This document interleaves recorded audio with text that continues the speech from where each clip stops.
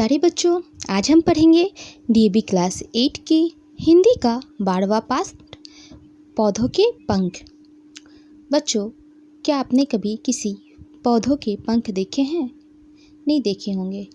पंख तो हमेशा पक्षियों के होते हैं और वे खुले आसमान में आराम से उड़ते हैं। पर अगर पौधों में पंख हो तो भी वो चाह के भी नहीं उड़ सकते। क्यों? क्योंकि उनकी जो जड़ें हैं वो ज़मीन में अंदर तक धसी हुई रहती है, जिसके कारण अगर उनमें पंख लगा भी दिया जाए तो वो ऊपर आकाश में कभी भी नहीं उड़ पाएंगी। इस पाठ के लेखक हैं शशि प्रभा शास्त्री जी।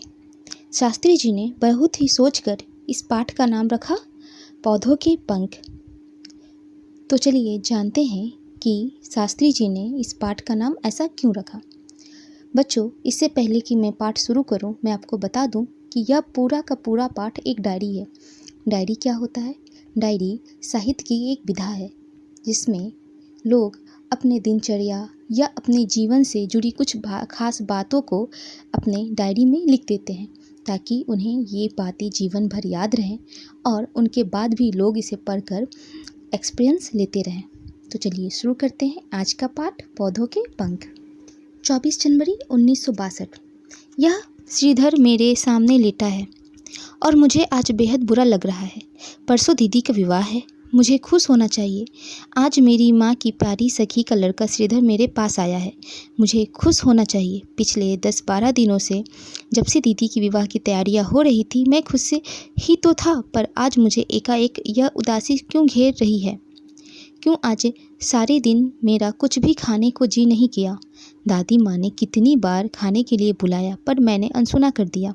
हाँ, मैं अपनी दादी माँ, चाची, ताई सबको ही कुछ भी कह देता हूँ। फिर भी ताज्जुब है, मेरे माँ बाप मुझे कुछ क्यों नहीं कहते, जबकि दयाल के माता पिता उसे जरा सी अभिष्ट व्यवहार करने पर ही कितना डांट देते हैं। बच्चों, यह डायरी कब की है? 24 जनवरी 1962 के दिन शास्त्री जी यह डायरी लिख रहे हैं।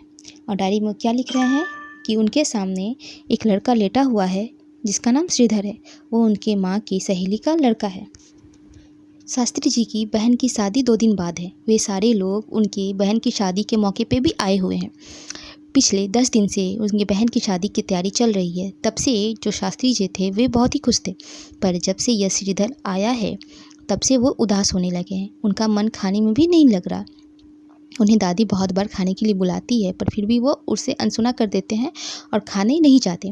वो अपने घर में, अपने परिवार में किसी को कुछ भी कह देते हैं, पर कोई उन्हें नहीं डांटता, जबकि उनके फ्रेंड दयाल के माता पिता उसको एक ही गलती पे या जब वो किसी से ढंग से बात नहीं करता तो उसे बहुत ही जल्दी डांट देते हैं। बच्चों, हम आगे जानेंगे कि श्रीधर ने आखिर ऐसा क्या किया जिससे शास्त्री जी उससे उदास है। अब आगे। हाँ, तो मुझे आज सारे दिन बुरा लगता रहा। कहीं मुझे श्रीधर से जलन तो नहीं हो रही? मुझे लगता है बात यही है। रीता मौसी के साथ श्रीधर आया तो आते ही उसने मुझसे बोला, बॉल खेलोगे? मुझे बॉल खेलना नहीं आता, मैंने साधारण ढंग से कहा था, पर वह न जाने क्यों बेहद ज़ोर से खिलखिलाकर हंस पड़ा था। मैंने पूछा, तुम क्यों हंसे? वह बोला, हंसने की बात ही है, एक मामूली सा खेल भी तुम नहीं खेल सकते। मैं क्या करता? सुनकर चुप रह गया था। बच्चों, जब श्रीधर अपनी माँ के साथ शास्त्री जी के घर आया तो उसने शास्त्री जी से कहा कि चलो हम लोग बॉल खेलते हैं। तो शास्त्री जी ने उसे कहा कि नहीं, मुझे बॉल खेलना नहीं आता। यह सुनते ही श्रीधर खिलखिला के हंस पड़ा। तो शास्त्री जी ने उनसे पूछा कि तुम आखिर हंस क्यों रहे हो? तो उसने कहा कि इतनी मामूली सी गेम तुम्हें खेलनी नहीं आती तो मैं हंसूँ नहीं तो क्या करूँ? शास्त्री जी चुपचाप यह सुन के रह गए। बच्चों, आगे हम जानेंगे कि हमारे लेखक शास्त्री जी को कोई भी गेम खेलनी क्यों नहीं आती। सचमुच मुझे कुछ खेलना नहीं आता। दादी माँ और ताई कोई भी तो मुझे खेलने नहीं देती। हमेशा कहती रहती है हाथ पे टूट गए तो। मुझे उनका ऐसा कहना अभी तक बुरा नहीं लगता था, पर आज श्रीधर के सामने अपनी मजबूरी और अनाड़ीपन को देखकर मुझे अपने पर क्रोध आ रहा है। बच्चों, क्या हुआ कि उनके घर फैमिली में जितने भी लोग थे, उनकी दादी, उनकी माँ, उनकी ताई, सब उन्हें खेलने से ही रोका करती थी। कहती थी अगर हाथ पे टूट गए तो। पहले तो लेखक को इन बातों से कोई असर नहीं पड़ता था, पर जब से श्रीधर आया है तब से वो अपने अनाड़ीपन मतलब बच्चों होता है कि कुछ भी नहीं जानना, तो लेखक को अपने कुछ भी न जानने पे बहुत ही बुरा लग रहा है और खुद पे ही उनको क्रोध आ रहा है। कोई मुझसे पूछे कि क्या मैंने अपनी ज़िंदगी में श्रीधर को ही देखा है? सचमुच मैंने अपनी ज़िंदगी में श्रीधर को ही अच्छी तरह देख पाया हूँ। दादी माँ मुझे पड़ोसी के किसी बच्चे के साथ खेलने नहीं जाने देती। अपनी कोठी के सामने वाली कोठी में मैं शाम को बहुत से बच्चे को देखता हूँ। वे आपस में लड़ते हैं, खेलते रहते हैं। मेरा मन कितनी बार उनके साथ खेलने के लिए ललक उठा, पर मेरे घर के बड़े मुझे खेलने नहीं जाने देते। उन्हें डर है कि कहीं मैं चोट चपेट में ना खा जाऊँ, कहीं मुझे नज़र न लग जाए। अब तो मैं खुद ही खेल कूद से डरता हूँ। बच्चों, लेखक कितने बड़े हो गए हैं, फिर भी वो पहली बार अपने जोड़ी के लड़के श्रीधर से मिले हैं। इससे पहले उनकी दोस्ती या वो उनकी जान पहचान किसी भी लड़के से नहीं थी। उनके फैमिली के कोई भी लोग उसे कहीं बाहर जाके खेलने नहीं देते थे, जिसके कारण उनको कोई भी खेल खेलना नहीं आता था। अब तो वो खेलने से भी डरते थे। उनके फैमिली के लोगों को लगता था कि कहीं वो गिर पर ना जाए, उन्हें चोट उठ ना लग जाए। अब आगे, अपने लॉन में ही मैं अपने नौकर किस्नू के साथ खेलता रहता हूँ। मैं अपने आप ही बॉल फेंकता हूँ। बॉल झाड़ी या नाली में चली जाती है तो किस्नू मेरे लिए गेंद ढूंढ कर ले आता है और मैं फिर गेंद उछालने लगता हूँ। अपने स्कूल के साथियों में से भी मैं एक दो के साथ ही बात करता हूँ। मुझे किसी से बोलना बात करना अच्छा नहीं लगता। माँ कहती है लड़के गंदे और चोर होते हैं, उनकी सोहबत में रहना अच्छा नहीं है।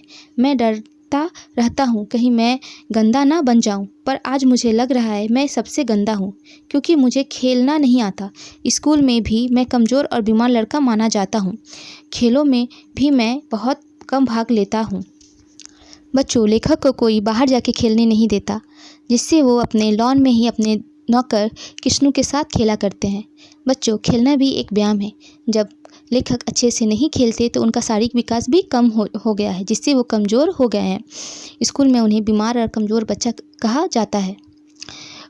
लेखक स्कूल में अपने दोस्तों से भी बहुत कम बातें करते हैं, क्योंकि उनकी माँ ने उन्हें बता रखा है कि लड़के कैसे होते हैं, गंदे होते हैं और चोर होते हैं। बच्चों, सोहबत मतलब संगत होता है। लेखक को ऐसा लगता है कि अगर वो लड़के के साथ रहेंगे तो भी गंदे हो जाएंगे, इसलिए वो लड़कों से कम बातें करते हैं और उनसे दूरी बना के रखते हैं। पर आज जब उन्हें खेलना नहीं आता तो उनको क्या लग रहा है कि वही सबसे गंदा बच्चा है। अब आगे, पर आज श्रीधर को देख रहा हूँ तो मुझे अपने आप पर ही न जाने क्यों झुंझलाहट आ रही है। श्रीधर ने आज मुझसे कहा था, चलो हमें अपना शहर घुमा लाओ। मैं सहमी सहमी निगाहों से उसे देखता रहा था। श्रीधर की माँ ने मेरी माँ से कहा, तो माँ ने कान पर हाथ रखकर कहा था, तुम सचमुच आज मेरी शामत बुलाएगी। इसकी दादी और इसके पिताजी तो कभी इसे अकेले घर से बाहर पैर भी नहीं रखने देते। श्रीधर की माँ चुप रह गई थी, पर मुझे बहुत लज्जा आई थी। एक बार श्रीधर ने लेखक से क्या कहा कि मुझे अपना शहर घुमा दो। लेखक अकेले घूमने के नाम से क्या हो गए, सहम गए मतलब बच्चा होते हैं, डर गए। तो श्रीधर की मम्मी ने लेखक की मम्मी से कहा कि इन दोनों को बाहर घूमने जाने दो। तो लेखक की मम्मी कहा कि तुम मेरी शामत बुलाओगी। मतलब इससे पहले कभी लेखक अकेले बाहर ही नहीं गए थे। उनके फैमिली के, उनकी दादी, उनके पापा उनको कभी अकेले बाहर जाने नहीं दिया करते थे। ये सब सुन के श्रीधर की मम्मी तो चुप हो गई एकदम, पर लेखक को बहुत ही ज़्यादा लाज आया। मैं क्या कांच का बबूला हूँ जो मुझे ये सब लोग यूं छिपा के रखते हैं? मैं जानता हूँ कि पिताजी कुछ ना कहें यदि ये लोग मुझे खुला छोड़ दे, पर पिताजी को कुछ पता ही नहीं चलता। वे सारा दिन कचहरी में रहते हैं, शाम को मोटर पर बैठ के क्लब चले जाते हैं। हाँ, सुबह शाम मुझे घर में देख लेते हैं तो उन्हें अच्छा लगता है, बस इतना ही मैं जानता हूँ। यूँ पिताजी से मैं कम ही बातचीत करता हूँ। बच्चों, जब लेखक अपने जैसे एक दूसरे लड़के को देख रहे हैं को कितनी अच्छी तरह ज़िंदगी जीता है, खेल खेलता है, बाहर घूमता है, आराम से रहता है, उसे किसी प्रकार की कोई पाबंदी नहीं है, तो उसको लगता है कि वो एक कांच के बबूले जैसे हैं जो सब उनको क्या करते हैं, संभाल के रख रहे हैं कि कहीं वो किसी तरह टूट फूट ना जाए। लेखक कह रहे हैं कि उनको लगता है कि पिताजी शायद उन्हें इतनी पाबंदी में नहीं रखे, पर ये लोग, उनके परिवार के बाकी लोग, उनकी मम्मी, उनकी दादी, उनकी ताई क्या करती है, कुछ ज़्यादा ही उनके साथ सख्ती से पेश आती है। हो सकता है कि पापा ये सब नहीं जानते हों। अगर पापा जानते तो कभी ऐसा नहीं होने देते, क्योंकि उनके पिताजी सुबह कोर्ट चले जाते थे और शाम को क्लब, और लेखक से उनकी बात बहुत ही कम हो पाती थी। 25 जनवरी 1962। मैं क्या करूं? मुझे आज बहुत बुरा लग रहा है। श्रीधर ने मेरे सारे खिलौने देखे और फिर खिल्ली उड़ाते हुए कहा, तू यार इन छोटे छोटे खिलौने से कब तक खेलता रहेगा? श्रीधर ने मुझे ना जाने क्या समझता है, अपने को पहलवान मानता है और मुझे दूध पीता बच्चा। बच्चों, दूसरे दिन 25 जनवरी को क्या हुआ कि श्रीधर जब लेखक के सारे खिलौने देखा तो वो हंसने लगा। बोला कि तुम कब तक इन छोटे छोटे खिलौनों से खेलते रहोगे। तो लेखक को बड़ा ही गुस्सा आया। वो बोले कि श्रीधर न जाने खुद को क्या समझता है, पहलवान, और मुझे दूध पीता बच्चा। बच्चों, दूध पीता बच्चा मतलब होता है एक छोटा सा बच्चा। भला उसमें मुझसे ज़्यादा क्या है। मैं उससे यही कहना भी चाह रहा था पर कह नहीं सका। मैं जानता हूँ उसमें मुझसे बहुत सी बातें ज़्यादा हैं। वह मेरी ही उम्र का है पर मुझसे ज़्यादा तगड़ा है, मुझसे ज़्यादा दूध पी सकता है, मुझसे ऊंचा उछल सकता है। कह रहा था वह कि घोड़े पर भी चढ़ सकता है। मुझे तो दादी माँ ने मसूरी में पहाड़ पर भी घोड़े पर चढ़ने नहीं दिया। बच्चों, लेखक को ये बात बहुत ही ज़्यादा अखर रही थी कि वो जो श्रीधर था वो उसी की उम्र का था पर उससे ज़्यादा ताकतवर था, उससे ज़्यादा ऊंचा उछल भी सकता था, उससे ज़्यादा दूध भी पीता था। पर लेखक कैसे थे, बहुत ही कमज़ोर से, दुबले से, पतले से एक लड़के थे। वो जानते थे कि जो श्रीधर है उनसे बहुत सी चीज़ों में आगे है। एक बार श्रीधर ने उन्हें बताया कि वो क्या घोड़े पर भी चढ़ सकता है। पर उनकी जो दादी थी, जब वो लोग मसूरी गए थे तो मसूरी में पहाड़ पे भी उनको घोड़े पे चढ़ने नहीं दी थी। अब जानते हैं कि दादी माँ ने आखिर ऐसा कर ही क्यों रही है। कहने लगी, मेरा इकलौता पोता है, गिरा जाएगा तो किसी का क्या बिगड़ेगा, मैं ही हाथ झाड़ कर रह जाऊंगी। माँ भी तो यही कहती रहती है, मेरा इकलौता पौधा है, मेरा इकलौता राजकुमार है। सुनते सुनते मेरे कान पक गए हैं। बच्चों, जो लेखक थे वो अपने परिवार के इकलौते बेटे थे, इसीलिए सब उन पे ज़रूरत से ज़्यादा ध्यान देते थे और उनको कुछ भी काम आज़ादी से करने नहीं दिया करते थे। उनको हमेशा लगता है कि कहीं वो कहीं गिर पर ना जाए। उनकी माँ भी उन्हें क्या कहा करती थी कि ये मेरा इकलौता पौधा है, मेरा इकलौता राजकुमार। बच्चों, आप मुझे कमेंट में ज़रूर बताइएगा, क्या लेखक के साथ जैसा बिहेवियर हो रहा था वह सही था? क्या उन्हें किसी के साथ खेलने का कोई हक नहीं था? क्या उनके परिवार वाले उनको किसी के साथ खेलने नहीं देके ठीक कर रहे थे, या उनको दोस्त नहीं बनाने से वो अच्छा कर रहे थे? ऐसे करने से क्या वो मजबूत बच्चा कभी बनेंगे? बिल्कुल भी नहीं, बल्कि वो धीरे धीरे डरपोक होते जाएंगे। उनको खेलने से भी डर लगेगा और यही सब चीज़ लेखक के साथ हो भी रहा था। अब वो खेलने के नाम से भी डरने लगे थे। अब आगे, मैंने आज खाना नहीं खाया, दूध भी नहीं पिया है, तो दादी माँ अपने कमरे में बैठी मेरे लिए राम जी की माला जप रही है। आज श्रीधर मेरे कमरे में सोया है, मैंने आज किसी को अपने कमरे में नहीं आने दिया है, माँ को भी नहीं। माँ मुझे अपने साथ ही तो सुलाती है। आज वह दीदी के विवाह की तैयारी में उलझी हुई है, इसलिए उन्होंने कुछ नहीं कहा, नहीं तो मेरे पीछे पड़ जाती है। मुझे कभी अकेले मेरे कमरे में नहीं सोने देती। दादी माँ और माँ समझ रही हैं कि मैं आराम से सो रहा हूँ। बच्चों, लेखक को श्रीधर को देख के क्या हो रही थी, खुद पे ही ग्लानि आ रही थी। खुद में अंदर ही अंदर बहुत बुरा लग रहा था, इसलिए वो क्या किए थे, रात को खाना भी नहीं खा पाए थे और दूध भी नहीं पिए थे। आज रात उन्हीं के कमरे में कौन सोया था, श्रीधर भी सोया हुआ था।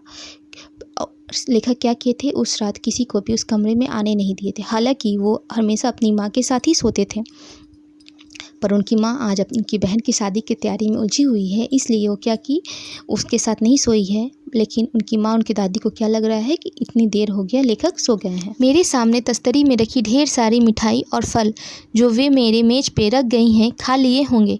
वे क्या जाने, मैंने इनमें से एक भी चीज़ नहीं छुई है। बच्चों, चूँकि वो सुबह से कुछ नहीं खाए थे, इसलिए उनकी माँ, उनकी दादी क्या रख गए थे, उनके टेबल के आगे बहुत सारी मिठाई और फल रख गए थे। पर लेखक अंदर से इतने अपसेट थे कि वो कुछ भी नहीं छुए थे, कुछ भी नहीं खाए थे।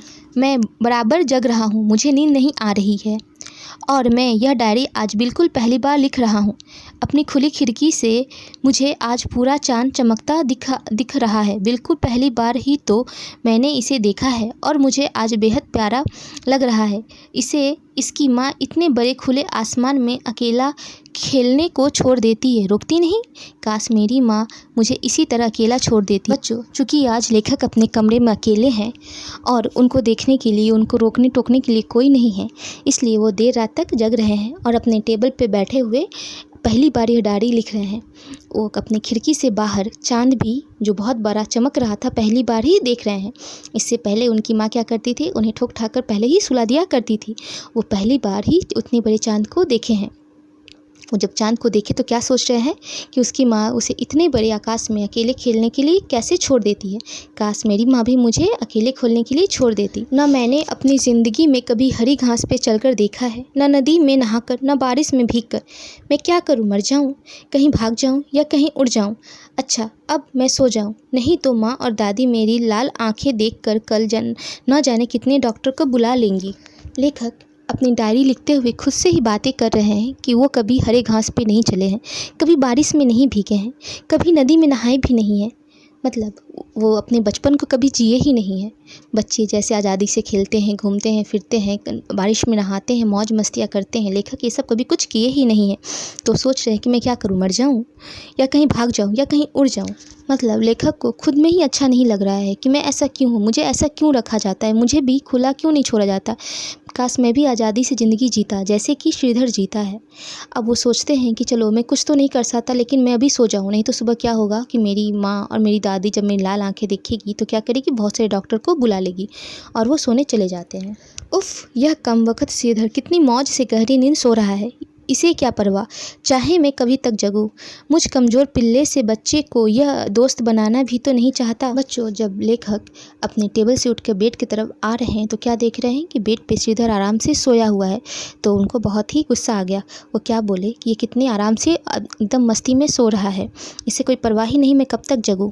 और ये लड़का जिससे मैं दोस्ती करना चाहता हूँ, ये मुझे कमज़ोर समझ के मुझसे दोस्ती भी तो नहीं करता। बच्चों, आप मुझे कमेंट में ज़रूर बताइएगा कि लेखक के साथ जो इस तरह का बिहेवियर हो रहा था वो कहाँ तक सही है। मेरे हिसाब से तो बिल्कुल भी गलत है। बच्चे को बच्चे की तरह जीना देना चाहिए, भले ही वो कितना भी कमज़ोर क्यों ना हो। अगर उसे खुले में नहीं छोड़ा गया या उसे खेलने कूदने की आज़ादी नहीं दी गई तो दिन पर दिन और भी कमज़ोर होता जाएगा। बच्चों, अगर आपको मेरी कहानी कहने का तरीका पसंद आता है, मेरी कही कहानी समझ आती है, तो आप मेरे चैनल को सब्सक्राइब कीजिए, मेरे वीडियो को लाइक कीजिए और इसे शेयर करना बिल्कुल ना भूलें। Thank you.